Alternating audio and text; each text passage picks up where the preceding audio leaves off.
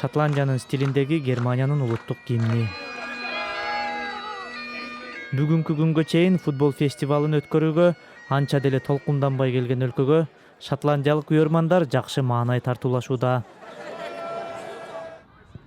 Ал эми Мюнхен шаарындагы ESV Фрейман клубунда машыгуулар өтүп жатат. Бул балдар тамтуң баса баштагандан бери футбол ойношот жана бир айга созулчу чемпионатты көрүүгө ынтызар. Футбол адамдардын башын бириктирет. Анткени ал баарыбызды бириктирген оюн. Көптөгөн адам футболду жакшы көрөт. Эгер германиялыктар мелдеште утса, көптөгөн адамдар футбол ойной башташы мүмкүн. Ал жакшы нерсе. Мында катуу толкундануулар болуп жатканы менен, сурамжылоолор көрсөткөндөй, айрым германиялыктар Евро 2024 чемпионаты менен иши деле жок.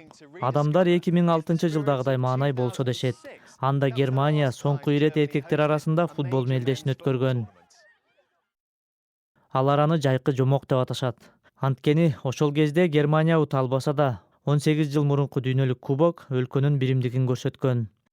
Бирок айрым аналитиктер бул ирет футбол германиялыктарды өзүнө тартабы жокпу биле албай турушат. Быйыл 2006 жылкыдай жогорку маанай болот деп баары үмүт кылып турушат. Мен ага ишенбей турам.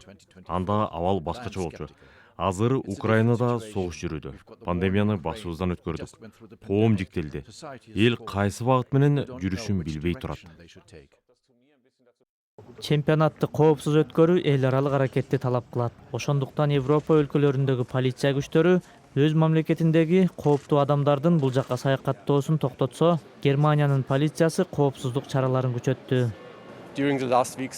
Өткөн апталарда мисалы Чемпиондор лигасы жана Бундеслига учурунда Ислам мамлекети тобу социалдык тармакка өз билдирүүлөрүн жайгаштырган. Биз ал билдирүүлөрдү текшердик. Конкреттүү коркунуч жаралбайт деп эсептейбиз. Бирок ошол билдирүүлөр айрымдарды шыктандырышы дагы мүмкүн. Шотландиялык күйөрмандардын шаан шөкөт менен келиши Евро 2024 мелдешине болгон кызыгууну ойготкондуктан ал эсте каларлуу чемпионат болчудай.